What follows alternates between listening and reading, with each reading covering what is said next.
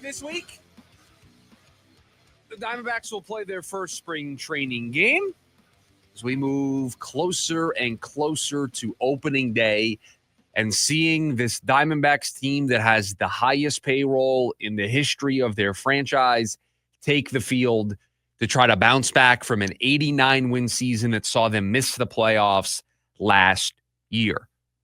So with that as the backdrop that they're going to play baseball under for 2025, how much pressure is on this team this year? And I would say it falls into two distinct buckets: nationally and locally. Nationally, there's zero pressure on the Arizona Diamondbacks. None. None whatsoever. Why? Because the Diamondbacks are the supporting actor. Now, they have a couple of supporting actors that they're going to share this role with. They're going to share it with the San Francisco Giants. They're going to share it with the San Diego Padres. Those three teams are the supporting actors that is going to be the movie of the 2025 Los Angeles Dodgers. The Dodgers are going to be the talk of baseball all year long. More so than the Yankees, who just went to the World Series. More so than the Mets, who just signed Juan Soto to the biggest contract in baseball history at $765 million. Bigger than the Phillies, bigger than... The Los Angeles Dodgers will be the focal point of the entire baseball campaign. I've said to you here on this show, and I don't say it with glee, I just look at this team on paper. I'm a baseball fan. I'm a baseball nerd. I just pore over these things regularly. I legitimately think this team has a chance to take down the 2001 Mariners record when they went 116-46. If the Dodgers stay healthy and they have the rotation that we think they're supposed to have, then I think 117 wins could be in play. So nationally, the Diamondbacks are a supporting actor. They are not a team that anybody is going to be paying attention to this offseason or this season. Nobody's paying attention to them. You want to know why I know that? Jason Stark of The Athletic put out a story today. And that story was who is under the most pressure in Major League Baseball this year. Players under the most pressure, managers under the most pressure, teams under the most pressure, which core of players is under the most pressure. He put together this poll. And the way this poll works is he talked to 32 baseball executives, former executives, coaches, and scouts. It's the annual spring training preview survey that he gives out. So, the title of the story, which MLB front offices, managers, and teams are under the most pressure? Mark Shapiro, Ross Atkins, John Schneider, the Blue Jays, top of the list at 22 votes. Jed Hoyer, Craig Counsell, the Cubs, 12 votes. Bryce Harper, Trey Turner, the Phillies core, 7 votes.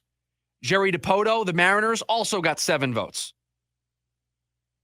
Teams, front office, managers under the most pressure. Here are all of the teams that at least got votes. Blue Jays, Cubs, Mariners, Padres, Angels, Phillies, Yankees, Red Sox, Cardinals, Astros, Twins, Pirates, Rockies.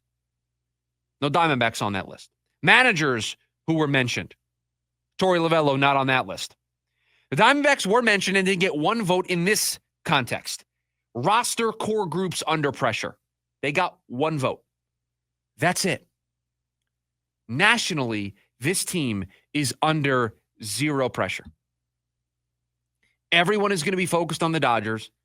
And if the Dodgers run the table and they're awesome from wire to wire and they are the historic team that I think they could potentially be, then they're going to be the story. Nobody is going to say, man, the Diamondbacks should have given the Dodgers a better run. The Padres should have given the Dodgers a better run. The Giants should have done more to give the Dodgers a better run. The Dodgers are spending more money than anybody else in the sport. That's going to be the story nationally. That's going to be the conversation on MLB Network. That's going to be the conversation on Mad Dog Radio on Sirius XM. That's the story frontline page on ESPN.com. That's going to be the focus. The Dodgers, how good they are, that money. If the Dodgers don't do well, nationally, it's going to be they spent all that money, look where it got them. The focus isn't going to be D-backs, Padres, Giants. Everything nationally is going to be filtered through the lens of the lead actor, which is the Los Angeles Dodgers in 2025.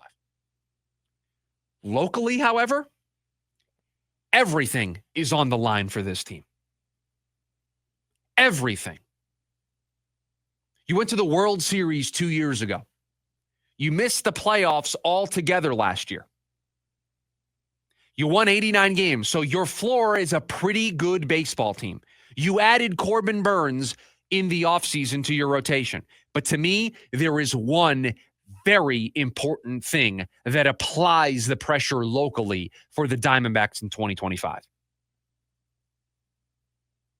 The highest payroll in Diamondbacks history. If Ken Kendrick's bet, and that's what it is, he has made a bet on Mike Hazen, Torey Lovello, and the roster that they have put together over the last couple of years. That bet, I can spend more money than I'm probably comfortable spending because we're going to find ourselves in the playoffs once again, and I'm going to have those playoff gates, and I'm going to have that playoff revenue, and I'm going to be able to, not necessarily in 2025, but perhaps in 2026 and in 2027, reap the rewards of that sustained success. My season ticket sales might go up. My merchandise sales might go up. It might parlay me into a nice TV deal. Whenever I'm able to get that done with Major League Baseball, that's the bet that Ken Kendrick is making. And he's made it now for 2 straight years since the Diamondbacks made it to the World Series. Year 1, it didn't pan out. 89 wins, and they missed the playoffs. That could have been the perfect excuse to find the exit ramp. That could have been the perfect reason to slash payroll, to bring it back more in line to what we have seen from this team over their history here in Arizona. Ken Kendrick didn't do that. He doubled down. He said, I believe in Mike Hazen. I believe in Torey Lovello. I believe in Corbin Carroll, Ketel Marte, Eugenio Suarez, Jordan Lawler, Zach Allen, this young core of players. I believe in this group. Won 89 games considering all of the circumstances that plagued them pitching-wise last year. I believe in this team. I'm doubling down. The payroll will increase. If you miss the playoffs for a second consecutive year, I don't think Ken Kendrick is going to speed by the exit ramp this time. That's why there's pressure on this team locally to make noise in 2025. I don't know if it's a hard and fast playoff mandate, but if this team wants to have payrolls that are in this neighborhood or at least close, I was the goofball that on the radio said they weren't going to keep last year's payroll.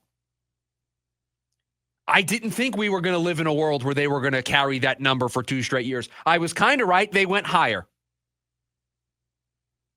If you want it to be 3 straight years of payrolls in this neighborhood, in this tax bracket, in this zip code, then the on-the-field product has to lead to the playoffs. It has to lead to playoff series and home games at Chase Field. The bet has to get a return on its investment. So nationally, nobody's going to pay attention to the Diamondbacks. They're going to pay attention to the Los Angeles Dodgers. Locally, if you want to see this team continue to be relevant, if you want this team to potentially be the last saving grace that we have here with the 3 sports franchises that we have right now, we know how the summer's going to be for the Phoenix Suns. We know how much of a roller coaster ride that's going to be. I'd like to have some pretty good baseball to watch. If that's going to be the case, if we are going to continue down this path of having these high payrolls, there's going to be pressure on this team to come through this year and to punch their ticket into the playoffs.